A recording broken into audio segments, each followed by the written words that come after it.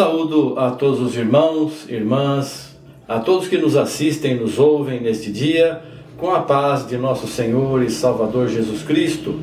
Graças a Deus, estamos juntos mais uma vez, examinando as Escrituras, e rogo a Deus para que Ele nos abençoe, nos dê a direção do seu Santo Espírito, para que possamos compreender perfeitamente a sua vontade, para vivermos segundo os seus ensinamentos. Hoje nós vamos meditar sobre uma coisa que às vezes as pessoas não dão muito valor ou distorcem as Escrituras. E nós vamos meditar a respeito de responsabilidades. Nós temos muitas responsabilidades na vida. Temos responsabilidades materiais, da família, particulares, pessoais, responsabilidades no emprego, no trabalho. Temos muitas responsabilidades, muitas coisas estão sobre os nossos ombros.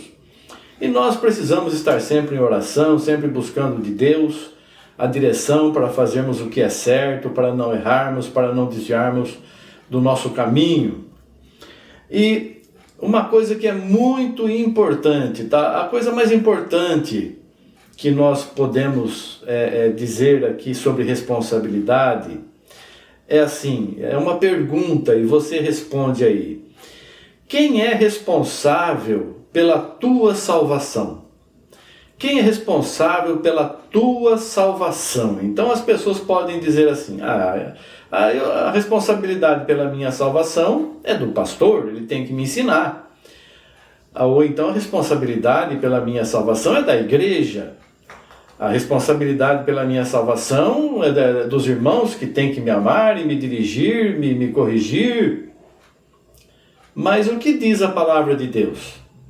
Nós vemos pelas Escrituras que a responsabilidade é nossa mesmo. Nós somos responsáveis por tudo que nós fazemos, pensamos, falamos. E nós seremos julgados por essas coisas, pelo que falamos, pelo que pensamos, pelo que fazemos. Então nós vamos meditar aqui, vamos ler em Hebreus capítulo 2, do versículo 1 ao 3. A palavra de Deus diz assim: portanto, convém-nos atentar com mais diligência para as coisas que já temos ouvido, para que em tempo algum nos desviemos delas. Porque se a palavra falada pelos anjos permaneceu firme, e toda transgressão e desobediência recebeu a justa retribuição, como escaparemos nós se não atentarmos para uma tão grande salvação, a qual, começando a ser anunciada pelo Senhor, foi-nos depois confirmada pelos que a ouviram? Então, convém-nos atentar com mais diligência para as coisas que já temos ouvido. Por quê? Porque a fé vem pelo ouvir. Não é ouvir qualquer coisa, é ouvir a palavra de Deus. Então eu tenho que entender, eu quero ser salvo, a responsabilidade da minha salvação é minha. A responsabilidade da minha salvação é minha, eu tenho que fazer a vontade de Deus. E aqui está me ensinando. Convém nós prestarmos bastante atenção e com mais amor e diligência, né? Porque por aquelas coisas que nós já temos ouvido. Porque nós ouvimos muitas vezes a mesma coisa e acabamos acostumando a ouvir mensagens, acostumamos a ouvir correções, acostumamos a ouvir as coisas sendo ditas e isso eu já ouvi tanto, já conheço, outra vez essa palavra. A Bíblia está aqui, a palavra de Deus está aqui, está nos ensinando. O que eu tenho que fazer para ser salvo? Eu tenho que viver segundo a palavra de Deus. Em 2 Pedro capítulo 2, do versículo 1 em diante, diz assim: e também houve entre o povo falsos profetas, como entre vós haverá também falsos doutores, que introduzirão encobertamente heresias de perdição, e negarão o Senhor que os resgatou, trazendo para si mesmos repentina destruição ou perdição. E muitos seguirão as suas dissoluções, pelos quais será blasfemado o caminho da verdade. E por avareza farão de vós negócio com palavras fingidas, sobre os quais já de largo tempo não será tardia a sentença, e a sua perdição não dormita. Então, o que eu estou ouvindo? Eu estou ouvindo, eu vou na igreja, eu vou lá, congrego, e o pastor ensina, o pastor está ensinando. Mas será que não é um falso profeta? Não é um falso doutor?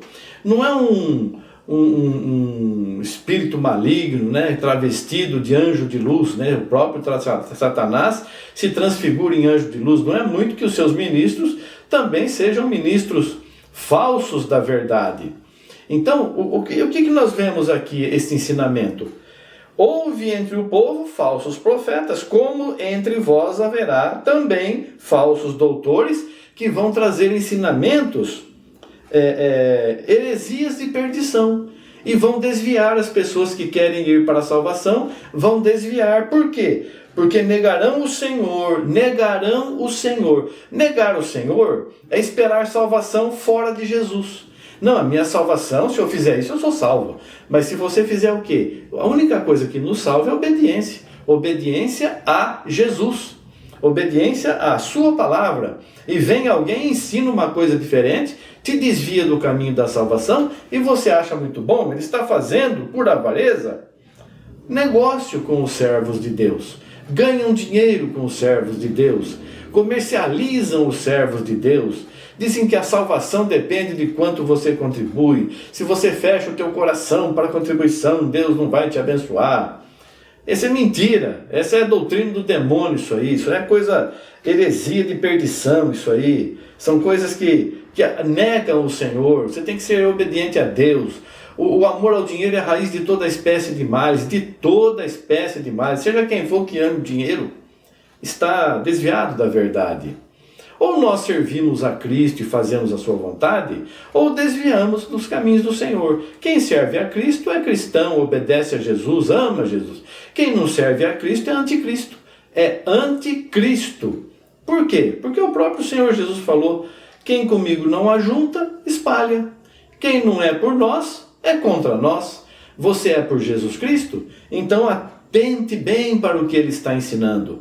Você amanhã vai prestar contas do que você está falando, do que você está fazendo, do que você está pensando. O teu coração está cheio do quê? De amor por Deus, pela palavra de Deus, pelos servos de Deus. O que nós temos pensado na nossa vida? O que é o nosso desejo? Qual o testemunho que nós temos dado? Porque nós vimos aqui que por causa disso é blasfemada a palavra de Deus. Quantos falam mal dos servos de Deus por causa daqueles que não têm testemunho de conversão? Porque a pessoa, quando aceita Jesus, ela nasce de novo, ela se torna uma nova criatura. Se torna uma nova criatura, não é mais aquela pessoa cheia de maldade, de enganos, de mentiras. É uma pessoa que faz a vontade de Deus verdadeiramente. Então, irmãos, precisamos olhar mais atentamente, ouvir com mais atenção e julgarmos o que estou ouvindo. Espera aí, isso aqui é importante, é a minha salvação que está em jogo. Vamos ver em 2 Coríntios, capítulo 5, o versículo 10. Diz assim: porque todos devemos comparecer ante o tribunal de Cristo, para que cada um receba segundo o que tiver feito por meio do corpo, ou bem ou mal. Mas eu não acredito em Deus, eu não acredito nisso, essas coisas aí, essas pessoas aí, eu não acredito na Bíblia, ou sei lá, na minha igreja é diferente, a pessoa pode pensar um monte de coisa, né? E morreu, acabou, mas quem é salvo, e quem é perdido. Mas a palavra diz: aquele que perseverar até o fim será salvo. Então nós precisamos ter perseverança na verdade, no caminho de Deus. Porque todos, não são só os cristãos, todo mundo vai comparecer diante do tribunal de Cristo, para que cada um receba o prêmio pela sua vida. Cada um receba segundo o que tiver feito pelo corpo, ou bem ou mal. E nós temos um corpo só. A pessoa morreu, acabou aquele corpo, não vai voltar mais em outro corpo, acabou. A palavra diz que ao homem convém morrer uma só vez, vindo depois disso o juízo, esse juízo aqui. E aí a pessoa vai comparecer perante Cristo para prestar contas daquilo que fez. Você é responsável pela tua salvação. E aí tem uma palavra que diz assim: amontoarão para si doutores segundo suas próprias concupiscências. Isso significa assim: uma pessoa, ela não quer dar o dízimo, ela acha que dar dinheiro para a igreja está tudo errado, esses pastores são tudo ladrão. A palavra diz que o obreiro deve viver pelo seu trabalho, é digno do seu sustento, Mas quem contribui deve contribuir pelo coração, não por obrigação e nem pensando que porque está contribuindo, já vai para a salvação. Eu estou contribuindo, eu vou para a salvação. Não. Então tem pessoas que acham que isso está tudo errado, não dá dinheiro e ama o dinheiro. Mas ela está errada? Ela está errada. Porque se Deus tocou no coração dela para ajudar, ela tem que ajudar.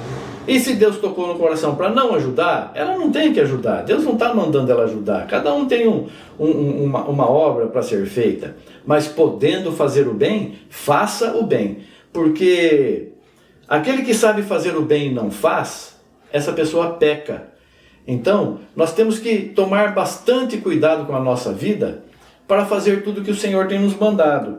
Porque para que não entre aqui, cheguemos perante Cristo e Ele nos mostra tudo aquilo que fizemos de errado, as oportunidades que Ele nos deu para transformarmos a nossa vida e nós recusamos, e tudo aquilo que fizemos e falamos de errado e que prejudicamos muitas pessoas.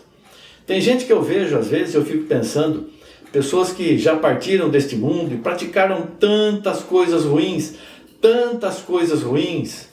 e eu fico pensando, mas antes de partir, será que se tivesse meditado, teria condição de ter perdão? O perdão é uma coisa muito necessária na nossa vida. Se nós fizermos alguma coisa que desagrada a Deus, alguma coisa que entristece o irmão, ofende algum irmão, alguma irmã, eu tenho que pedir perdão, eu tenho que me humilhar, eu tenho que pedir perdão a Deus. E se eu não fizer isso, eu sou orgulhoso. O Senhor fica me tocando, fica me mostrando, fica me cobrando de mim para que eu tenha meu coração limpo, eu não deixe ninguém magoado comigo. Às vezes a pessoa fica magoada de graça, não fiz nada. A pessoa simplesmente não gosta de mim, está magoada comigo, o problema da pessoa.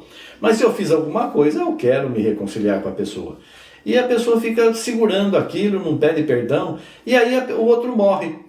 E aí, como é que você vai pedir perdão? A pessoa já morreu. E o outro morreu também, a pessoa que você prejudicou, e o outro que você prejudicou morreu também, e o outro que você prejudicou morreu também. E aí, como é que fica a vida? É melhor você não prejudicar ninguém. Porque eu não sei como é que se pode consertar com Deus, com quem já morreu, não tem jeito. Eu não sei como é que se faz. Deus é maravilhoso, perdoa, Deus perdoa. Mas Ele quer um povo humilde, um povo humilhado, um povo sincero, um povo temente a Ele, um povo que tem zelo por praticar as boas obras. Veja ainda em Romanos capítulo 14, dos versículos 8 ao 12, diz assim: porque se vivemos, para o Senhor vivemos. Se morremos, para o Senhor morremos. De sorte que, ou vivamos ou morramos, somos do Senhor. Foi para isso que morreu Cristo e tornou a viver, para ser Senhor, tanto dos mortos como dos vivos. Mas tu, por que julgas a teu irmão? Ou tu também, por que desprezas teu irmão? Pois todos havemos de comparecer ante o tribunal de Cristo, porque está escrito: pela minha vida, diz o Senhor, que todo joelho se dobrará diante de mim, e toda língua confessará a Deus, de maneira que cada um de nós dará conta de si mesmo a Deus.